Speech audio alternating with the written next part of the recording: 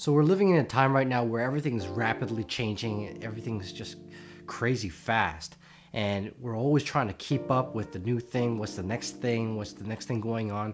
Maybe for some of you younger guys, it's easy. I mean, like, I could barely follow Snapchat. Technology is moving extremely fast. The economy is changing rapidly overnight. Things are getting more expensive and more expensive.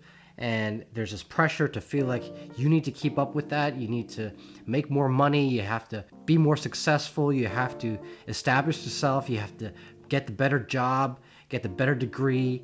You have to get ahead of everybody else, or else you're just not going to make it. And the reality is that these times are really difficult for us. We're trying to be the best that we could be. And usually the marker of our success or our significance in society is our neighbor, the person who might be doing better than we are, who might have got the better promotion, who maybe gets the better salary, or maybe has the nicer condo, the nicer house, the nicer car. And this attitude is probably not that much different than our parents and the parents before that. It's always trying to one up it, to get a little bit better, or to upgrade and to constantly be upgrading. And the thing is that our point of measure is always in comparison to our neighbor, the person that we are always impressed by, our role models, whether that's at our job or whether that's in a certain career or maybe in the public view. It could be any of those combinations. But the reality is that we're always on the pursuit trying to be the best, to give me more and to want more, to desire more for my life and to desire more for things and for status and for success and to not experience failure. But the truth is that most of us don't feel like we've gotten there yet. In fact, even the people who are the most famous in the world and who are the most successful and who have the most money, it's still not enough with them. And behind the psychology of everyone who is on that pursuit for the better thing, for the next best thing, is always looking to impress their neighbors, impress their enemies, or to maybe make their enemies or competitors or rivals mad or upset or feel like they have to up their game. Many of our rivals and enemies make us feel like we need to one-up ourselves even more than that. I think the danger in that is we lose sight of the greatness of God. And the dangerous part of that psychology and the whole idea of needing to one-up and to always get the better and do better and have better and have more is that we always find ourselves lacking. And in most of the cases, we lose compassion for the people who matter around us or even seem like they don't matter. We always seem to be idolizing the billionaire or the millionaire who has everything, or it seems like their life is so comfortable that they have nothing to worry about because they have so much money. But the reality is it's not true. They have so many problems of their own, and they have all sorts of dysfunctions in ways that we could never imagine.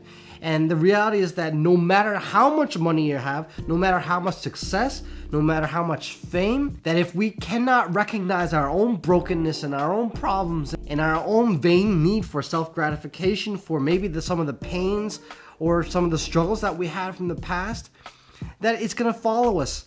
And it's going to haunt us no matter how much money or success or fame or status that you have. When we look at Luke chapter 9, verse 46 to 50, it says, an argument started among the disciples as to which of them would be the greatest. Jesus, knowing their thoughts, took a little child and had him stand beside him. And then he said to them, whoever welcomes this little child in my name welcomes me. And whoever welcomes me welcomes the one who sent me. For it is the one who is least among you all who is the greatest. Now, even the disciples, as they were following Jesus, they were so fixated on who might be the greatest one of them all, who might be the strongest one, who might be the wisest one, smartest one, who is more impressive, who's better looking. I don't know. I'm not exactly sure what kind of conversation went down. One thing for certain is Jesus pulls aside this child and he compares him to this child. Now, children in this culture, though they're cherished, they're loved, they're valued, for the most part, they're still considered insignificant parts of society. They don't have much influence or any status. And so their significance in societal standards is that they're just dependence. And that's exactly what Jesus was trying to get at. Who are they dependent upon? It's not about being this self-accomplished, self-status, self-righteous, self-made, self-successful, these selfish sort of attitudes, but rather that our life is not about how great I am, but recognizing how great God is and leaning on God because we understand how great He is. And some of the troubles of society and humanity today is that we become so self-sufficient. We become so self-dependent, self-helping, that we've become some of the loneliest people on the planet. We have billions of people here on this earth, but yet here in North America, we have some of the highest rates of depression and loneliness. Even with all the money, and all the success and all the opportunities presented to us, we feel lonely, we feel isolated, and we feel depressed.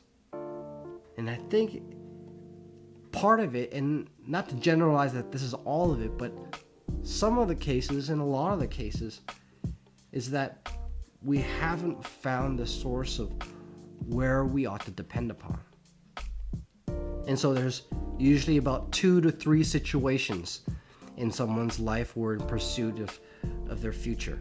We're on the hunt to be successful, to make something of ourselves, to do something with our life, to make ourselves feel more important, maybe to our family members, to our mom and dad, to our brothers and sisters, to our enemies, to the friends around us who are maybe more successful than we are, or just as successful, or who are equally on the pursuit for that success or that status or that wealth. The second case is that we've given up and we don't know what to do with our lives, and we're really struggling because we try and it doesn't work. We can't keep up with our peers, with our friends. And third, maybe we're just going through the motions. Maybe you have a natural talent for certain things and success has just come to you, and so you're just going through the motions every day. You just, whatever. You're like, okay, sure, fine, I'll just do this, and you get it done, and that's it. You go through every day just droning through those motions. We're not so concerned about how much greater we can become with our lives. And those might be 3 different situations. There might be more different kinds of situations or a mix of these. I think the reason why we feel so alone in society today, especially here in North America, where we're always on the pursuit of gimme. We want more in my life. And we're constantly wanting more of this or wanting more of that.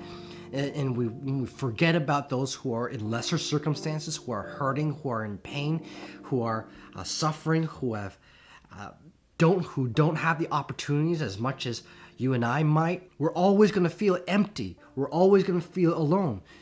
And the reason for that is that we've lost purpose. And that purpose in our lives is not to be self-centered. It's not to be trapped in ourselves. Because if we're trapped in ourselves, we're always going to be alone. We're creating this own prison for ourselves. We're like making a cell and trapping ourselves inside this little shelter and saying, this is mine. And we think that building a bigger house is going to solve all those problems. It's going to solve that loneliness. It's going to make me feel a little bit better about if you buy a house, if you buy a nicer car, go on a nicer vacation. And it's all about me, and we build this me shelter.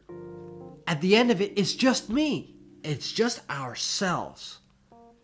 And when it's just about ourselves, we're going to find ourselves really alone. We're going to find ourselves really empty.